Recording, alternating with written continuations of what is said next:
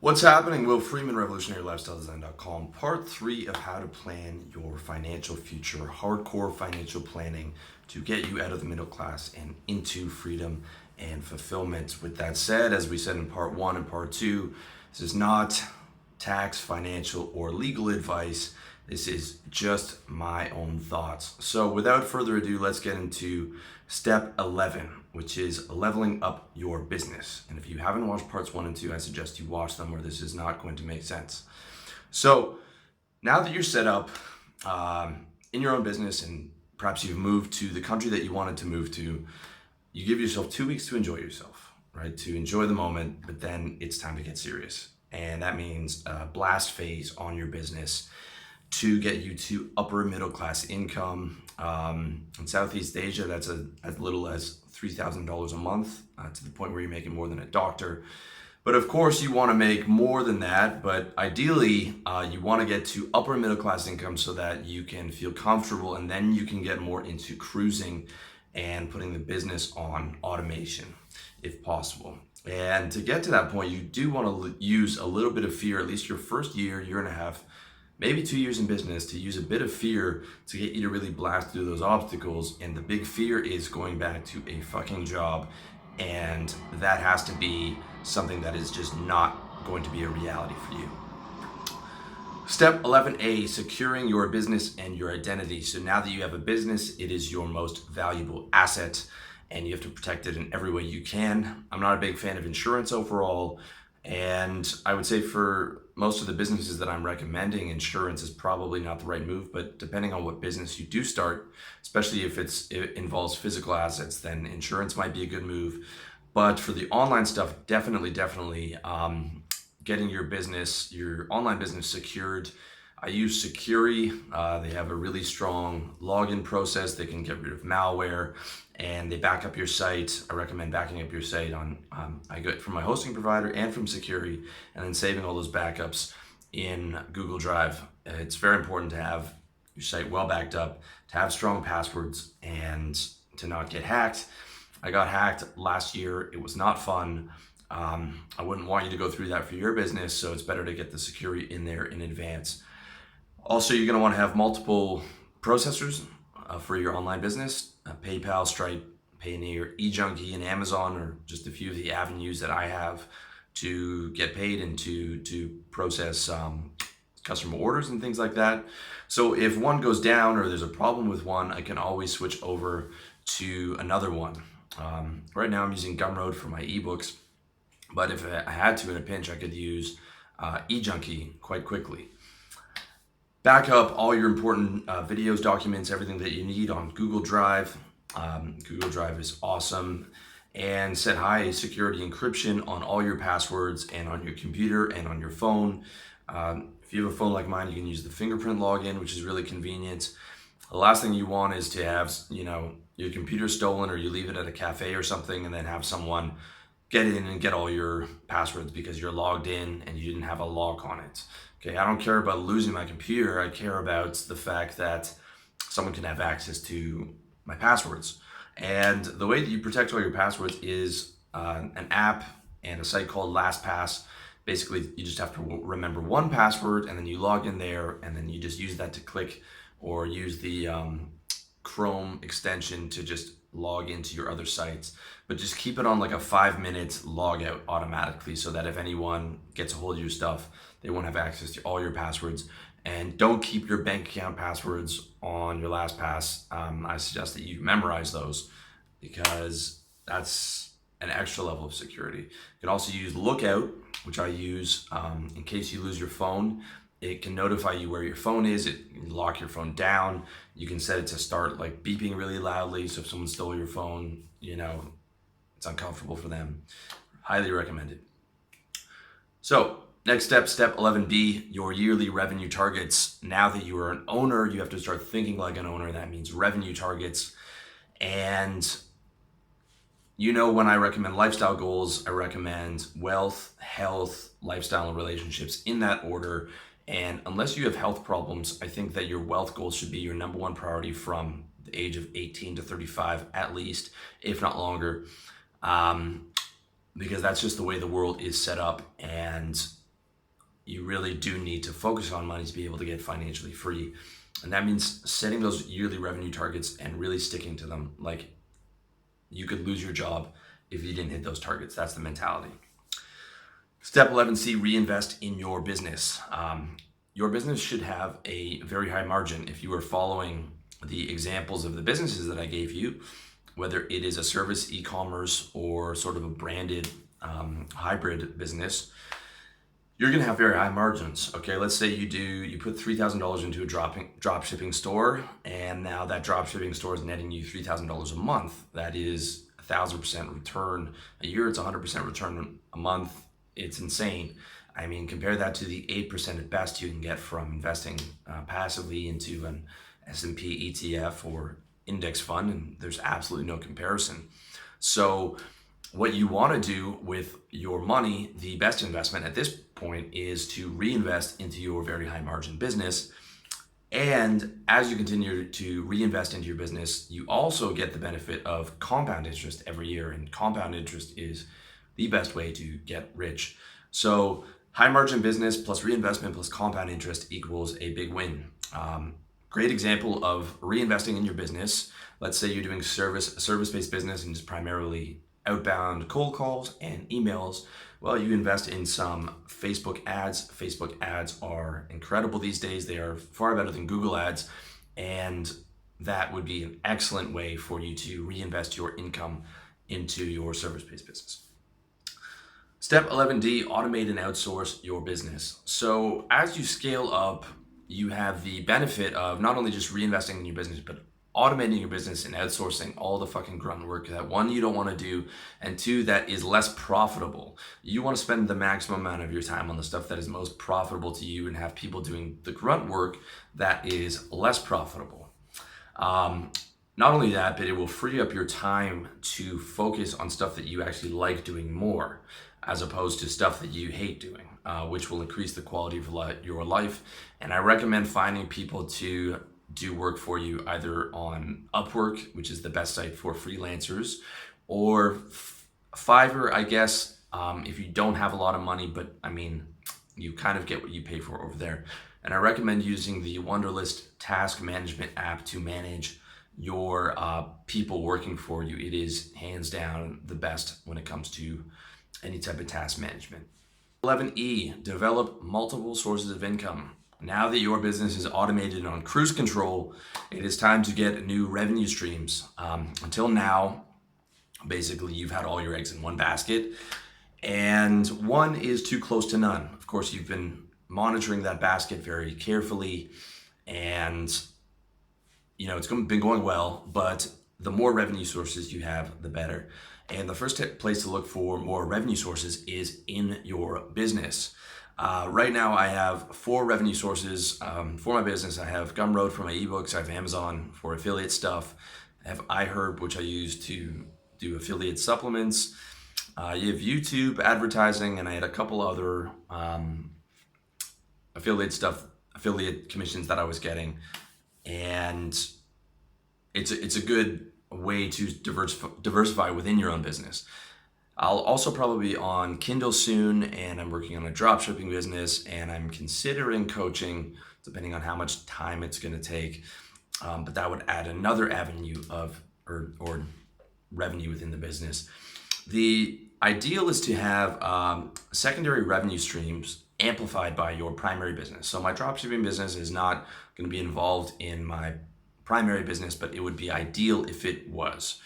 So a good example is Chris from Good Looking Loser, who has a kratom business called Happy Hippo Herbals that he runs and sells to his guys on his forum, and amplifies it, but it also is a standalone business where he can make a lot of money even if Good Looking Loser went down or there was, a problem with it. He would still be able to make a lot of money through the kratom business, which is a smart way to go about it. You want your secondary business to be amplified by your primary business, ideally, if it's possible, but also in a position where it wouldn't be directly tied to that primary business. That's the ideal. Step 12, protect your cash. Okay, so at this point in the game, and again, we're moving forward through the different stages of your life. protecting your cash is going to become very important because you're going to have a lot of it. And the best way to do that is by having different bank accounts in different countries, which will naturally be in different currencies. Bank accounts like in renminbi, in Hong Kong, in euros, in American dollars, Canadian dollars, Thai baht, wherever you're living. Foreign currency in your home country is just not good enough. Ask all the guys who had money in Cyprus when the bank run happened and they froze everyone's bank accounts. Don't think that the bank run can't happen in your country. Don't think that the economic collapse can't happen. Don't think the economy can't collapse. And if it does, it will be fucking biblical. I would not want to have all my money in America. Basically, multiple bank accounts is an automatic hedge, not just for bank runs and assets being frozen by the bank, but also because let's say that there's not a bank run, but you have all your money in U.S. dollars. The U.S. dollar takes a fucking big hit. Well, now you've just taken a big hit. When had you been diversified in multiple currencies and commodities, you would have taken a hit, but chances are that money from the US dollar would go to somewhere else, go to some other currency or some other commodity, and you would make up for that hit in your other assets, which is called hedging, if you're not familiar.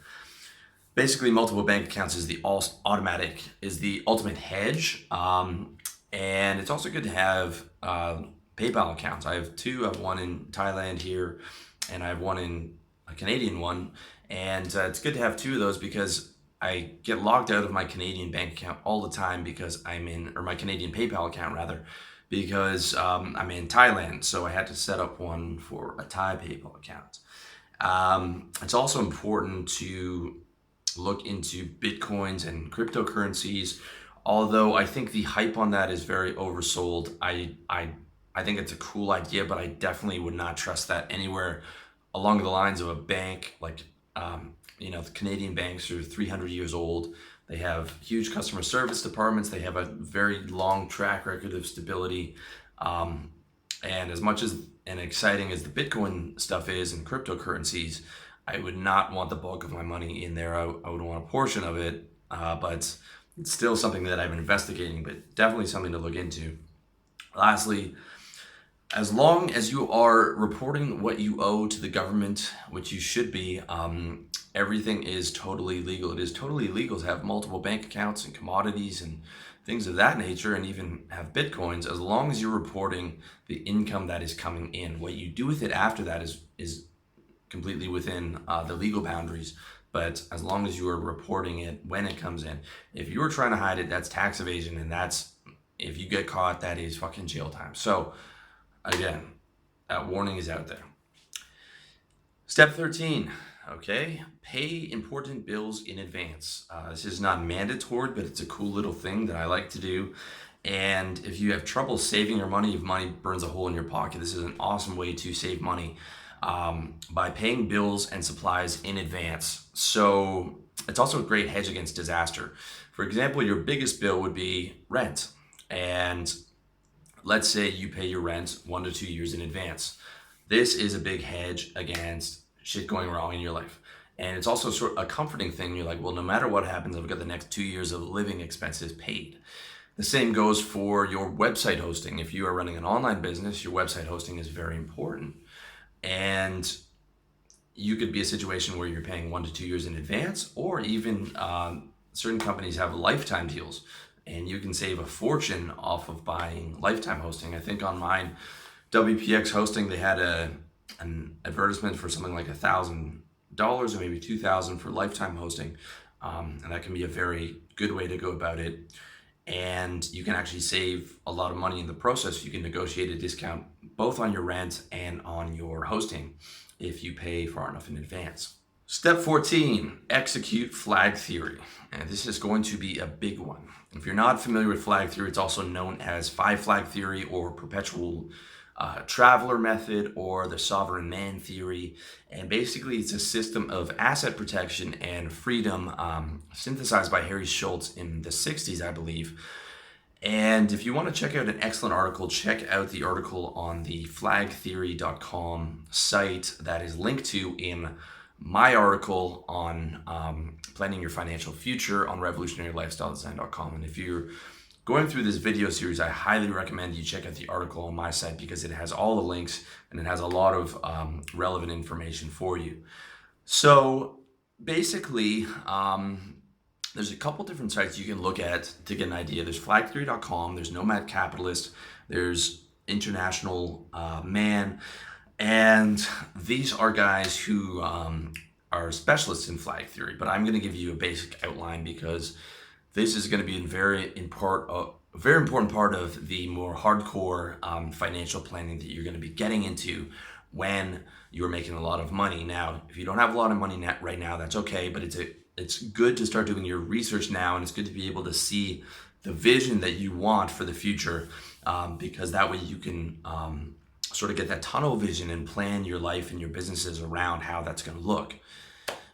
But with that said, this is something that you're never going to want to rush into. It is advanced, it's complicated, you're going to want to do a lot of research, and when you actually do pull the trigger on any of these flags, you definitely want to consult with a professional before you're making a big move, and you want to consult with a guy who's fucking good, and that means he's going to charge you like $1,000 an hour, not some fucking clown at H&R Block, because they're going to, they wouldn't know their head from their asshole. This is serious shit. And again, guys, this is something where you want to do it legally. You can do all this stuff legally. And if you have someone who's really good, they are not going to be putting you into stuff that's illegal. But, also, of course, do all of your own research as well. So without further ado, step 14A, flag 1, get multiple passports. The main reason you want multiple passports is if shit goes down in your country, either politically or personally or professionally. You just want options, and there's nothing wrong with having options. The second reason is living options. For example, if you have an Irish passport, that means you can live anywhere in the Eurozone. That is very fucking convenient. You can do it without having a visa, or you can just go there, work on your own online business and live there for 6 months of the year because the weather's really nice in Spain or the south of France for that particular time. It is a big asset. The easiest passport to get is the genetic lottery passport. If you have parents who are Israeli or Jewish, you can get Israeli passports, Italian, Hungarian, Irish, Polish, Australian, German. You have a shot at getting those passports relatively easily. The next is time spent in the country. Paraguay, Uruguay, Brazil, Ecuador, and Argentina are all options. And thirdly is cash. If you have a lot of money, you can buy a fucking passport in Dominica, St. Kitts, Nevis, and Malta. Might not be the same by the time you get around to doing it, but there are options to buying those passports in cash. Step 14B, flag 2, get offshore residency. Okay, guys, residency is not the same as citizenship. The passport is harder to get, but residency just means you can live there without fucking around with visas every 90 days. And if you want to live somewhere long term, it makes a lot of sense to get residency as well as for tax purposes. And you want to be able to plant your residency, your flag 2, in a low tax jurisdiction. Monaco, Singapore, and Hong Kong are all good examples. A cheaper option is the Philippines, which has easy residency, especially if you have a Western passport, and it has no tax on foreign sourced income. So if you're making money in the US, the Philippines will not tax you on that, at least as of the publication date of this video and audio. And that is known as tax residency, where you notify your government that you're becoming a tax resident of another country. Okay, you're still keeping your Canadian or Australian citizenship, but you're notifying the government that you're becoming a tax resident of another country.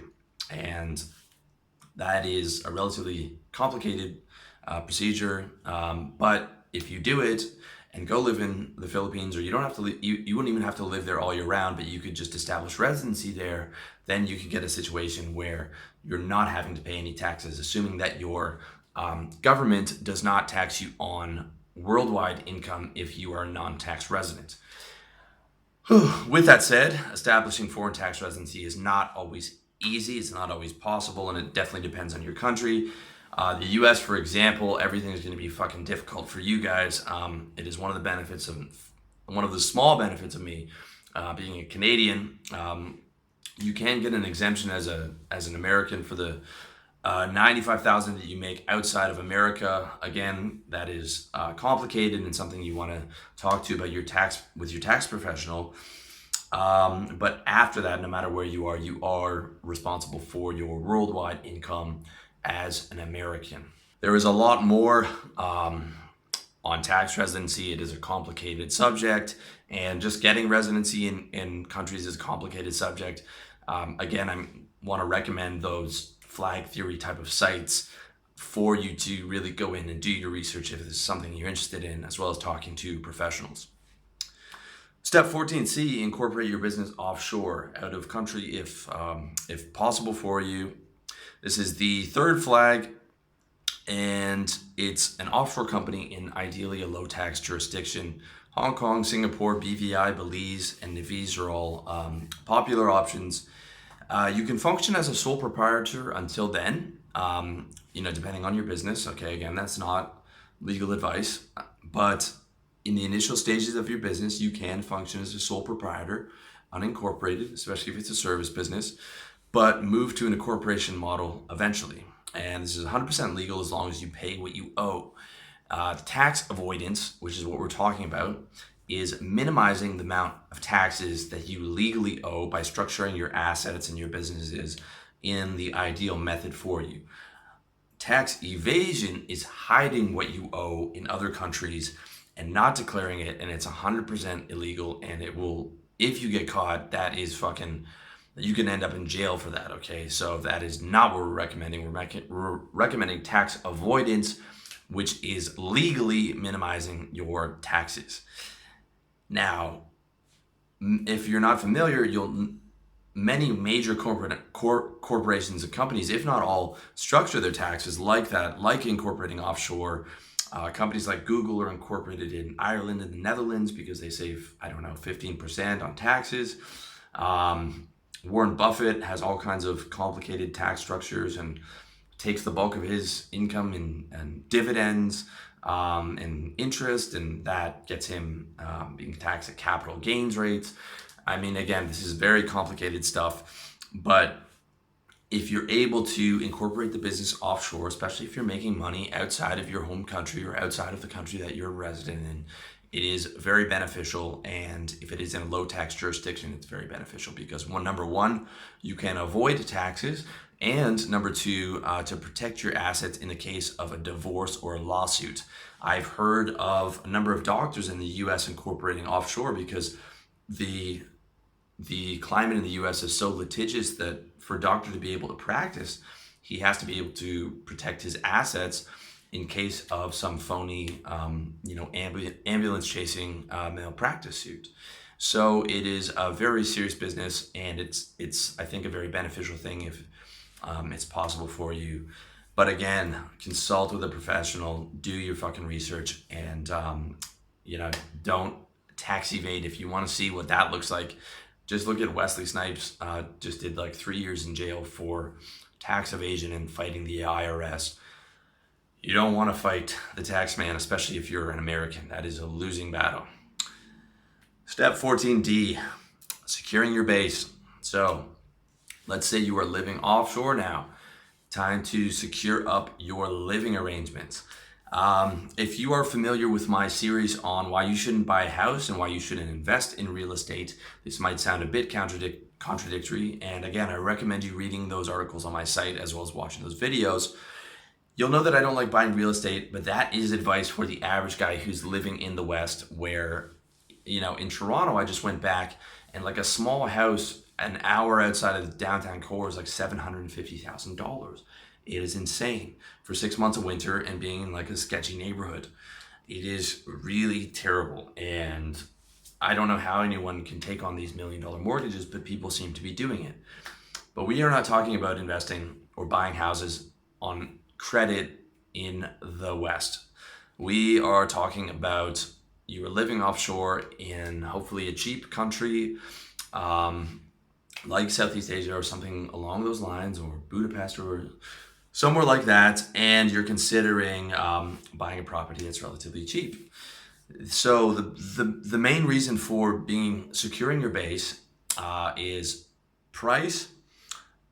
Um, the main reasons for, if you haven't watched that video series of why you shouldn't buy in the West, the main reasons not to buy are the absolute insane cost, the fact that you have to go into debt to do it, which is a mortgage, and I don't believe in anything as good debt, and losing access to that cash. So you're going into debt and you're buying $1 million mortgage and you're putting like $150,000 down or $200,000 down.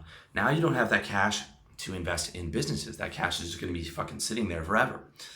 And there's many other downsides, but those are the three big ones. To find the other downsides, check out that video series and that article.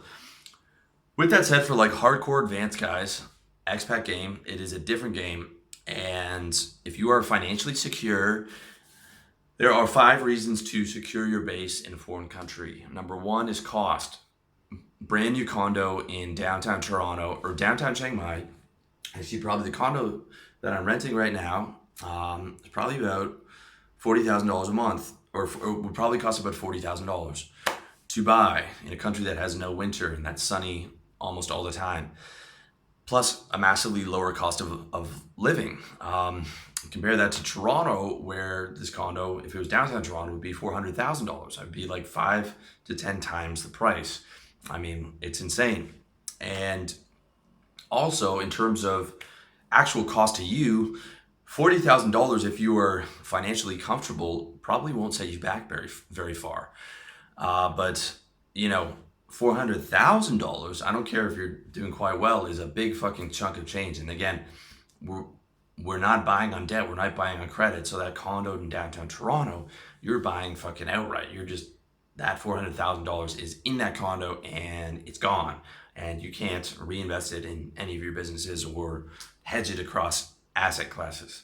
So the cost is you're looking at so much better in a developing country for a lot less money. And again, guys, I'm telling you, after having been in Chiang Mai for about 2 years, like if you go out to the countryside, yeah, then it's real fucking, it's real country. But downtown and like Neiman, I mean, I replaced every single thing for my Western life here. You know, fiber internet, you know, air conditioning, laundry delivery, you know, every single modern amenity, you know, access to modern malls to get all the stuff you need, ordering from Amazon, everything you can transport over here. I mean, you will not have any dip in lifestyle, and if anything, the quality of your life will go up, because it's, if you choose the right place to live. Number 2 reason for securing your base, and again, we're still on step 14D here. Security. Foreign countries, a lot of them have a less tradition of human rights, and a house provides extra security and stability, especially if you buy a house in a gated community with guards, or you know, you have private security protecting your house, or you don't have guns in your house to protect yourself. You can take that how you will. And also the other reason for security is, you know, no matter what, your living situation is handled. And that is a big peace of mind when you're out in a foreign country building businesses and things like that. Number 3 is farmland. If you buy a house, you are able to get access to farmland depending on which country you buy it.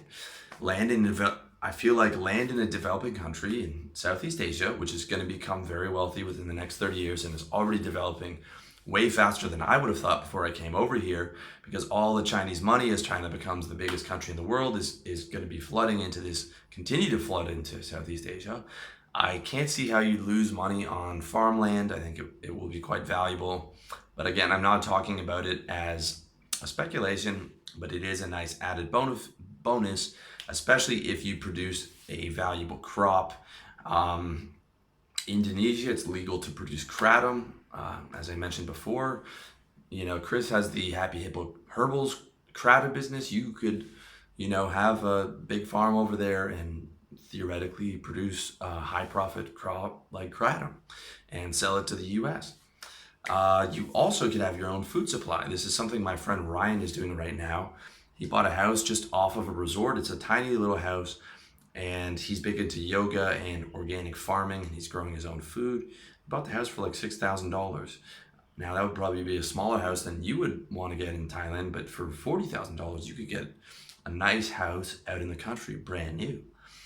And farmland would be a big asset for you, especially if shit hits the fan. You've at least got, your own food supply, which is, quite convenient.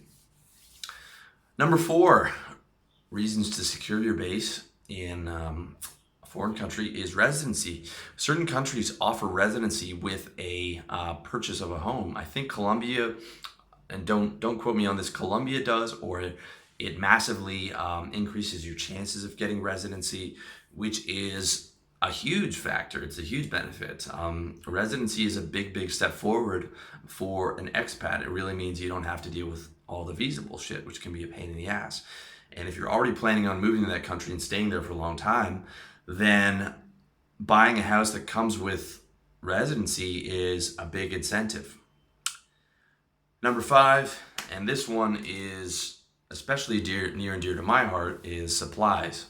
Okay, buying a property allows you to get your supplies in advance.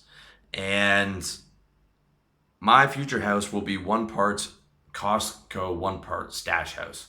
If you're familiar with my stuff, you know that I love to buy as many of my supplies as possible on a quarterly or even on a yearly basis. I'm going through iHerb all the time, getting all my supplements, and on a quarterly basis, I'm getting all my paper towels and all that stuff. Clothes on a quarterly basis. If you want to see exactly how I run my system super efficiently, check out my book, How to Get Organized, over at revolutionarylifestyledesign.com, or in the links below on this YouTube video, where I have everything running on my Wonder list that just tells me when to buy, and recurring orders through iHerb and Amazon, and it's a beautiful thing. But in the future, I want to get that even advanced more and get absolutely everything onto a yearly buying schedule, if not a multi-yearly schedule, and just have one room in my fucking house that is a Costco or looks like a Walmart and slash Stash House. Okay, that is a big part of my dream, and to me that's a big incentive for securing your base in a foreign country. Lastly, just a couple things to consider before you look at securing a base. You definitely want to look at the ownership restrictions in your country. For example, I would not buy a house right now in Thailand. I'd consider a condo, but I'm not sure because of the political climate. But I would not buy a house because basically you own the house, but you need a Thai person to own the land. So literally a Thai person will own the land up under your feet. And you could read a million horror stories about a guy who married a Thai girl. She owns the land and she divorces the guy and she's like, yoink, this is mine, get off my property. Not a situation that you want to be in. You want a country where you have a lot of property rights as a foreigner. So that is definitely something that you should consider before you secure your base. And again, guys, this is, we are moving probably a lot further ahead than where you're at now. Perhaps you might be there, but again, this is something that we are moving towards the more advanced section of the plan. So that is it for part 3 here. I hope that you found that useful. We are not finished yet. Stay tuned for part 4, which is going to be the final part of this hardcore balls to the walls financial plan, which again is not tax, legal, or professional advice. Definitely want to do research, talk to professionals, and stay tuned and check out part 4. Also check out the article that has all the links, and keep going back to it for your reference. Check me out at iTunes, SoundCloud, Facebook, and on Twitter. I'm all over the internet. Thank you again for watching, listening to the audio, and I wish you all the best in your personal development journey.